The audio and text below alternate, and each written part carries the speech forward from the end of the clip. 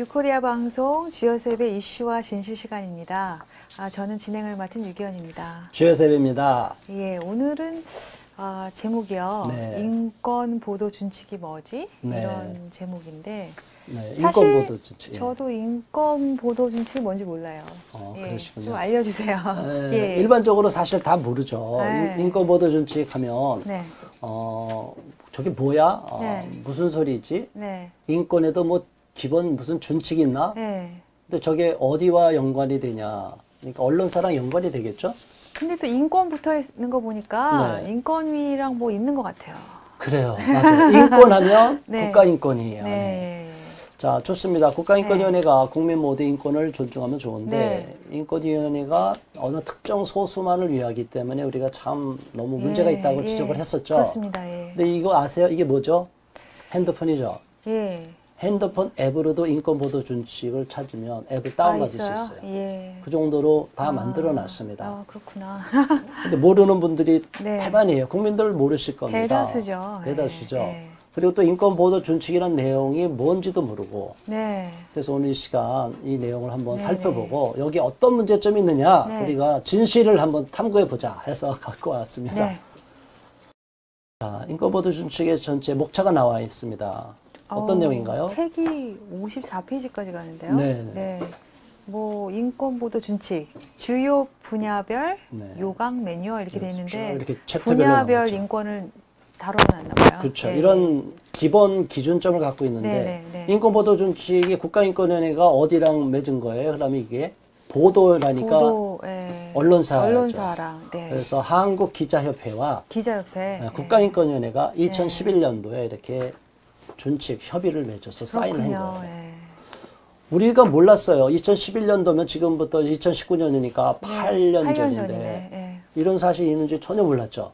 관심 없어요, 다. 관심이 없죠. 그러니까 지금 언론에 네. 보도되는 것은 네. 저런 가이드라인에 따라서 지금 보도가 되는 거예요. 그렇군요. 언론이 이미 통제되고 통제가 있어요. 되고 있네요. 누구에 의해서? 인권위에 의해서. 인권위에서. 근데 인권위가 모든 국민을 입장을 대변하면 상관이 없는데 네. 특정 소수자를 우대하고 네. 그들의 편애하니까 문제가 있습니다, 이거. 이야, 이게 속아는 예. 것 같지 않아요? 네. 이게 자꾸 속지면 우리 여성가족부도 여성이 네. 없다고 속았는데 네. 인권위원회도 이게 언론사가 이게 둘이 몰래 이렇게 통제하고 했어요. 있군요. 너무 예. 안타깝습니다. 네. 나름대로 전문이 이렇게 나옵니다. 한번 읽어볼까요? 예. 언론은 모든 사람이 사람답게 사는 세상을 위해 인류 보편적 가치인 인권의 증진을 목표로 삼는다. 인류 보편적 가치라 그러는데요. 네. 뭐 이게 이제 세계인권선언 정신에 나오는 거죠. 예. 70년 전에 세계인권선언. 네. 한 사람 예외 없이 인류 모든 사람이 천부 인권을 보여받는다. 네. 이건 너무 좋은 얘기죠. 네. 그런데 이제 이게 네. 그 다음부터 언론은 이를 위해 인권 문제를 적극 발굴 보도하여 사회적 의제로 확산시키고 인권 보장을 위한 제도가 정착되도록 여론 형성에 앞장선다. 여론을 형성한다. 그러니까 네. 여론을 반영하는 것이 아니라 네, 여론 형성한다. 형성에 앞장선다. 프로파간다를 한다. 예. 이게 무슨 독재 국가에서 전체주의 국가에서 언론을 사용하는 거랑 거의 비슷하지 않나요? 뭔가 이렇게 제가 뭐 보이지 않는 세력에 의해서 컨트롤 당하는 것 같은 그런 그렇죠. 기분이 나쁘네요. 그렇죠. 네. 언론이 국민의 네. 다수 의견을 이렇게 반영하는 것이 아니고 네. 물론 언론도 꼭 다수가 아니지만 진실이란 차원에서는 뭐 진실을 보도하고 네. 올바로 알려줄 내용에 대해서는 뭐 누가 뭐라 그래도 욕을 먹어도 알려주는 것은 언론의 사명이라고 봐요. 네. 그러나 어떤 제도까지 정착되도록 여론 형성으로 몰아가도록 앞장서는 네. 길잡이 역할을 한다. 이게 어용 언론이 만약 독재 국가에서 나쁜 쪽으로 몰아간다. 지금 북한 언론이 그렇잖아요. 북한도 그렇고 뭐 중국도 그렇고. 그렇죠. 그죠. 지금 통제 국가는 다 그렇죠. 네네네. 이 전체주의 국가, 이슬람 국가도 마찬가지고. 저 말이 좋지 않아요. 저는, 그러니까 이런 네. 전문을 보면은 네. 이게 무슨 가이드라인을 준 것에 대한 그 목적성이 분명히 나와 있는데 예. 저 내용만 봐도 섬뜩하지 않습니까? 뭐 그거를 알고 읽으니까 더 그런데요. 그래서 네, 이제 맨 마지막에 네, 이에 네. 따라 다른과 차이 뭐쭉 나면 한국 네. 기자협회와 이에 한국 따라 한국 기자협회와 네. 국가인권위원회는 다음과 같이 인권 보도 준칙을 제정하여 네. 이를 준수하도록 권고한다. 권고한다. 권고 국가인권위원회는 이제 권고해요. 그런데 예. 권고가 국가인권위원회 네. 권고가 지금은 마치 법적인 구속력을 갖는 것처럼. 구속력은 없죠. 근데 권고는 네. 또 어디서 네. 했죠? 국가인권위원회가 저렇게 어디서 배운 거죠? 네? 어디서 저렇게 권고를 자꾸 배웠죠? 권고하는 그 거? 배경이. 아, 저기 UN. 유엔이죠. 네. 유엔이 유엔도 권고하죠. 자꾸 각 나라에다 권고하죠. 네, 그렇죠. 그런데 지키지 않아도 되죠, 권고는. 그렇죠. 권면한 거 참고하는 거죠. 참조사항이죠. 우리 네. 우리 대한민국 실정에 맞춰서 부분 수용, 물론 네. 지금도 부분 수용을 하고 네, 있어요. 네, 전체적으로 네. 다 수용은 안 하는데, 네. 그런데 어떤 부분에서는 맹목적으로 다 네. 지원해야 된다, 지지해야 된다, 이렇게 네. 이야기를 해요. 그리고 따라야 된다. 이게 정말 답답한 일이 있습니다.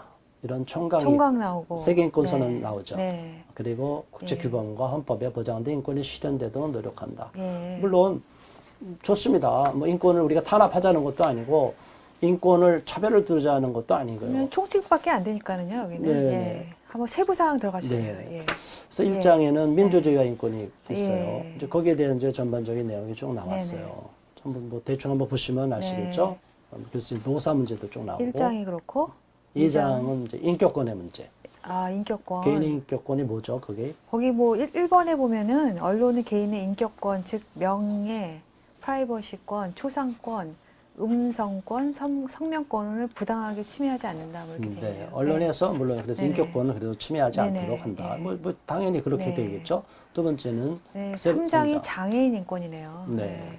그래서 뭐- 장애인이 자존감과 존엄성, 인격권을 무시당한다고 느낄 수 있는 보도는 하지 않는다. 네, 예. 우리가 뭐 장애인들 네. 특별히 뭐 차별하거나 이러면 안 되죠. 그쵸. 장애인, 그래서 요즘은 장애인, 예. 비장애인 이렇게 또 쓰죠. 네네. 좋습니다. 4장에 이제 성평등 나오네요. 네.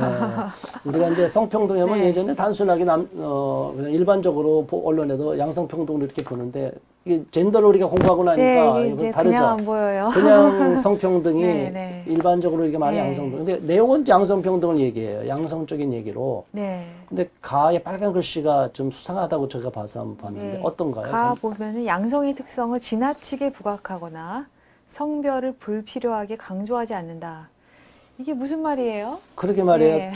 왜 저렇게 말을 네. 했을까? 양성의 특징이라는 게 뭐예요? 남성과 여성의 특성을 지나치게 부각하거나 남성과 여성의 성별을 불필요하게 강조하지 않는다. 그러니까 부각도 하지 말고 강조도 하지 마라. 남성과 여성. 그럼 뭐라는 거예요? 우리 뭘 말하는 건지 세상에 모르겠어요. 남성과 네. 여성밖에 더 있는데. 되게 추상적이에요. 뭔지 모르겠어요. 근데 우리가 그거는. 젠더를 공부하니까 알죠. 네. 그러니까 남자만 여자만 세상에 남자 네. 여자만 있는 것처럼 하지 마라. 네. 딴 사람들 많다 이렇게 들려요. 그렇죠. 뭔가 더 집어넣고 네, 주고 싶은 네, 의도가 예, 있죠. 사실 예. 예. 그 라에 또 빨간 게 뭐가 있죠? 양성의 성 역할을 이분법적으로 고정하여 표현하지 않는다. 네, 고정화하지 말라. 네. 물론 뭐 성 역할이 네. 뭐 구체적으로 너무 남성은 이래야 되고 여성은 네, 이래야 된다. 이건 네. 아니겠죠. 네, 네. 그런데 일단 저기 내용을 또 봐도 너무 지나치게 어떤 의도성이 좀 감춰져 있는 게 아닌가 이런 네, 의심이 들어요. 네. 그래서 다 5장 한번 넘어가겠습니다. 5장. 예. 5장이 뭐 이주민과 외국인 인권 이렇게 나오네요. 네. 다양한 문화 존중하고 여러 민족이 더불어 살아가는 네. 사회가 되도록 노력한다. 우리나라는 사실은 이렇게 다 인종 국가가 아니고 그렇죠? 네. 다문화가 네, 아닌데 네. 자꾸 우리나라 언론이 다문화 이렇게 해서 굉장히 강조를 많이 하고 있어요. 요즘은 국제결혼도 이제 늘어난 추세니까. 그렇죠. 네. 뭐 국제결혼에서 다문화 가족 뭐 다 수용하고 그런 거 좋습니다. 네. 그런데 다문화가 가장 이상적이고 나아갈 방향이다 이렇게 네. 가버리면 이게 또 문제가 되는 거죠. 그렇게 가고 있나요 지금?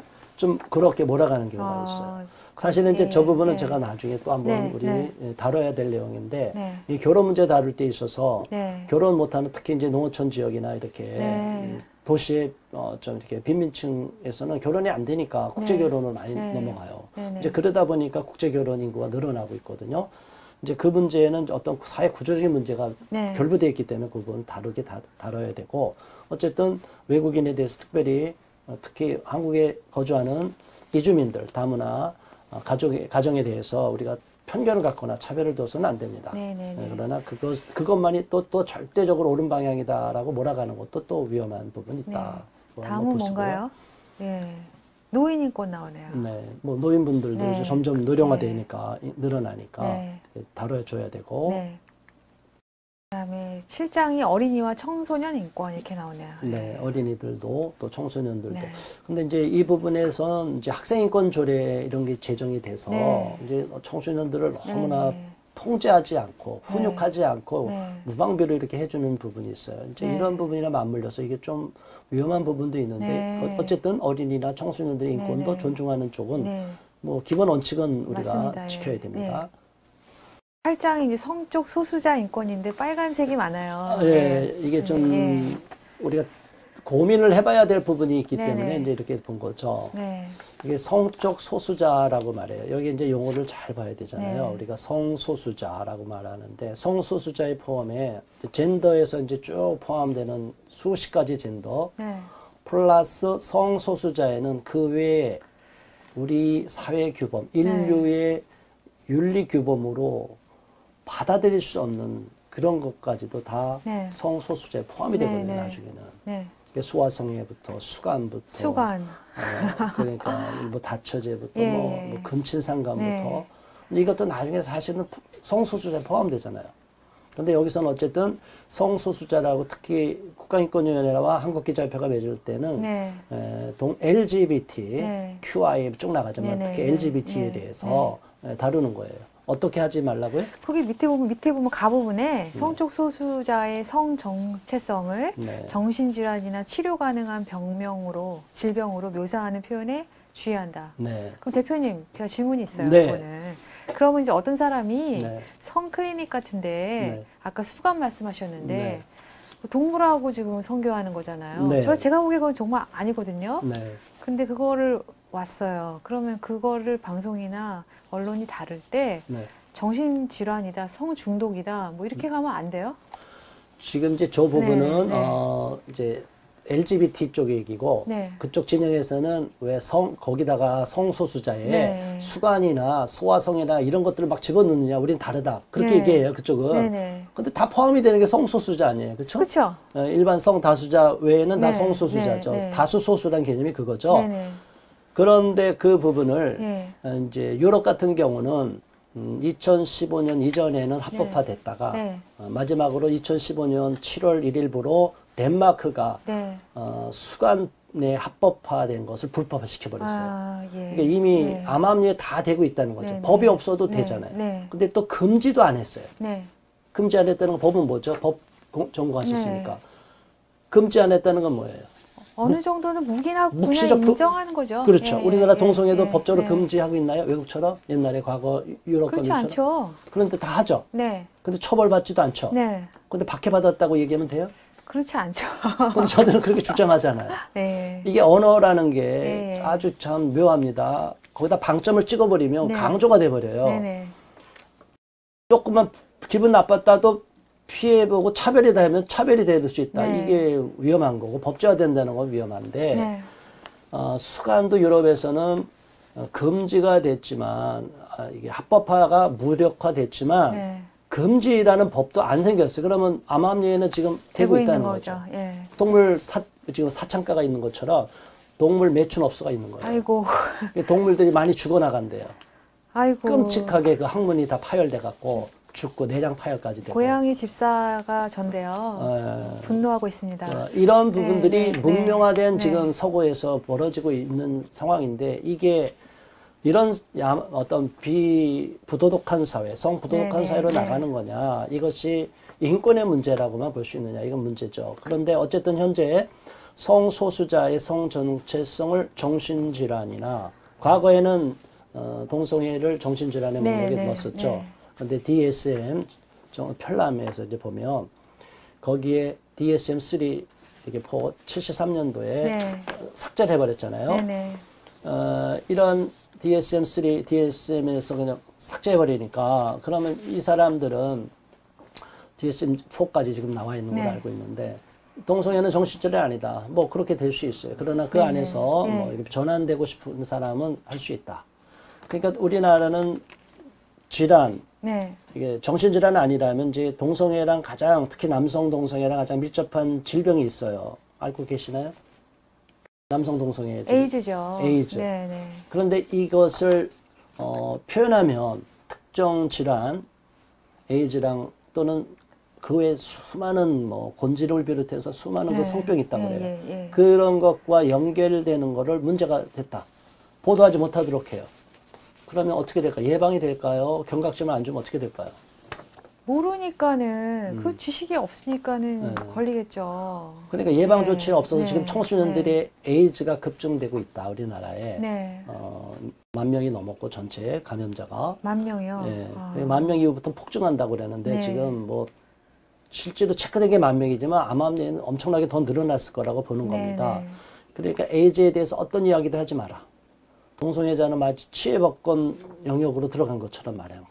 네. 그래서 그런데 이제 다행히 네. 작년도에 네.